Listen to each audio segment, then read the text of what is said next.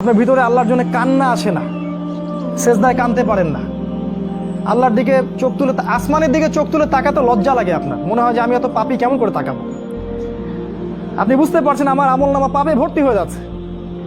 আপনার ভিতরের যে ইন্টারনাল যে হার্টটা ছিল এটা করাপ্টেড হয়ে গেছে, এবং তারা এটাই চেয়েছিল যে আপনার ভিতরের নূর যেন নষ্ট হয়ে যায়। আল্লাহ পাক কোরআনে বলেছেন কদ আফলাহা মান যাক্কাহা, তারাই সফল যারা ভিতর থেকে পরিশুদ্ধ হয়েছে। ওয়া কদ খাবা মান দাসাহা, সে ব্যক্তি ধ্বংস হয়ে গেছে যার অন্তরটা ধ্বংস হয়ে গেছে। আর এই প্রতিটা বিষয় দিয়ে তারা আপনার রূহটাকে নষ্ট করে দিয়েছে। দাজ্জালের অনুসারীরা আপনার রূহটাকে, আত্মাটাকে নষ্ট করে দিয়েছে।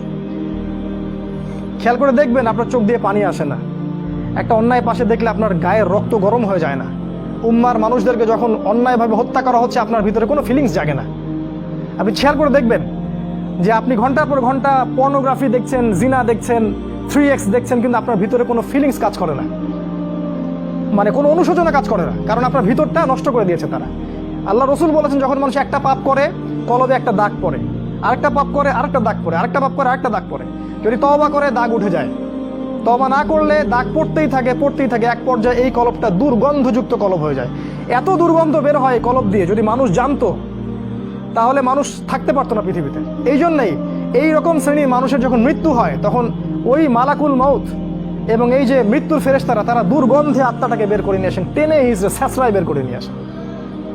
এই পাপী মানুষটা মারা যাওয়ার সময় এই ঘটনাটা ঘটে। এইভাবে তারা আপনাকে ব্যস্ত রেখেছে। এখন কি হবে? এখন আগামী দিনগুলোতে কি এরা উম্মার নেতৃত্ব দিতে পারবে? এর মধ্যে কারা পারবে? উত্তর, এর মধ্যে সবাই পারবে না। উত্তর এক কথায় শেষ, সবাই পারবে না। কারা পারবে? এই যুবক শ্রেণীর মধ্যে যারা এই গুণগুলো অর্জন করতে পারবে তারা ইনশাআল্লাহ আগামী দিনগুলোতে সফল হবে। গুণগুলো পয়েন্ট আকারে বলে শেষ করছি। এই যুবক শ্রেণীর মধ্যে যারা তাদের জীবনটাকে বাকি পুরো জীবনটাকে আল্লাহর জন্য উৎসর্গ করতে পারবে তারা পারবে। এক নাম্বার, এই যুবক শ্রেণীর মধ্যে যারা আল্লাহর জন্য তাদের জান, মাল, সময়, শ্রম ব্যয় করে দিতে পারবে, কুরবানি করতে পারবে। কুরবানি কেমন? ওই ইসমাইল আলাইহিস সালামের মতো। বাবা বলেছে তোমাকে জবাই করা লাগবে, তিনি কি বলেছিলেন? করিয়েন না। তিনি বলেছিলেন আপনাকে আল্লাহ যা আদেশ করেছেন সেটাই করেন, আমাকে ধৈর্যশীল পাবেন ইনশাআল্লাহ। এরকম ছেলে পাবেন এখন? তো এরকম নিজের জান, মাল, সময়, শ্রমকে আল্লাহর পথে উৎসর্গ করে দেওয়ার মানসিকতা আগে তৈরি করতে হবে। এটা এক নাম্বার। দুই নাম্বার, জ্ঞান অর্জন করতে হবে। এই যুবক শ্রেণীর মধ্যে যারা জ্ঞান অর্জন করবে, কোরআন সুন্নাহর পাশাপাশি সমসাময়িক অর্থনীতি, রাজনীতি, বিশ্ব সবকিছু সম্পর্কে জ্ঞান থাকতে হবে। তারপরে আপনি আল্লাহর পথে কিছু করতে পারবেন, তার আগে নয়। আপনি সিলেক্ট করবেন যে আপনি এই উম্মার আবর্জনা হতে চান না উম্মার মুজাহিদ হতে চান, এটা আপনি সিলেক্ট করবেন। আপনি কি চান যে আপনার জীবনটার বিনিময়ে আল্লাহ আপনাকে অনন্তকালের জান্নাত দান করুক, অথবা আপনার এই কাজগুলোতে কেউ বাধা দিবে না, এই পাপ কাজে কেউ বাধা দিবে না, শেষমেশ আপনি জাহান্নামে চলে যাবেন? আপনি কি এটা চান? আমরা কি এটা চাই? তো ইলম অর্জন করতে হবে, ইলম ছাড়া আপনি কাজ করতে আগাতে পারবেন না। তিন নাম্বার, এলেম অনুযায়ী আমল করতে হবে। যা এলম অর্জন করবেন সে অনুযায়ী আমল করতে হবে। শুধু এলম অর্জন করলেই হয় না, ওই অনুযায়ী কাজ করতে হয়। সলাতের পাবন্দি করতে হবে। সলাতের অবস্থা দেখে যা মনে হলো যে এই এলাকার যুবকরা মসজিদে কতজন আসে আল্লাহ ভালো জানে। ফজরের নামাজে যারা আসে তারাই প্রকৃত মুসল্লি। 5 ওয়াক্ত সলাত জামাতের সাথে আদায় করতে হবে। আখলাক চরিত্র হবে রাসূল সাল্লাল্লাহু আলাইহি ওয়াসাল্লামের মতো। সাহসী, ভীরুতা, কাপুরুষতা যেন আপনাদেরকে পেয়ে না বসে। জ্ঞান অর্জন করে সাহসী হতে হবে, তদনুযায়ী আমল করতে হবে, এবং কোনো অবস্থাতেই পরাজিত হব না এরকম মানসিকতা তৈরি করতে হবে।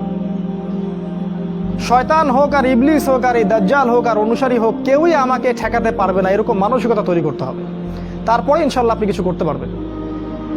প্রতিটা ইবাদত বন্দেগীর ব্যাপারে সচেতন হওয়ার চেষ্টা করতে হবে, এটা হচ্ছে আপনার জানা অনুযায়ী আমল। 4 নাম্বার, আদর্শ পরিবার গঠন করতে হবে। জিনা বাদ দিয়ে ছেড়ে দিয়ে তওবা করে ফিরে আসেন, বাবা মাকে বলেন যে আমাকে বিয়ে দিন। আর বাবা মার উচিত তাদের বিয়েটা সহজ করে দেয়া। বিয়ে করুন, সংসার গঠন করুন, দিনদার নেককার ছেলে মেয়েদেরকে বিয়ে করুন এবং সুসন্তান জন্ম দিন, তাদেরকে আল্লাহর পথে দায়ী মুজাহিদ হিসেবে তৈরি করুন। 5, হালাল রিজিকের ব্যবস্থা করুন। ওই হারাম ব্যাংকিং সেক্টর থেকে, চাকরি থেকে রিজাইন দিয়ে দিন। যে সেক্টরে হারাম আছে, ঘুষ আছে, সুদ আছে, সব ছেড়ে দিন। কার জন্য ছাড়বেন? আল্লাহর জন্য ছাড়বেন। মনে রাখবেন রিজিকের মালিক আল্লাহ, আপনি আপনার রিজিকের মালিক নন। আপনি আল্লাহর জন্য যদি কিছু করেন আল্লাহ পাক আপনাকে তার চেয়ে বহুগুণ দিতে পারেন। এই বিশ্বাস রেখে প্রয়োজনে সবজি বিক্রি করেন, কৃষিকাজ করেন, মৎস্য খামার করেন, ছাগলের খামার করেন, তাও ভালো। তারপরেও হারাম রিজিকের দিকে যাবেন না।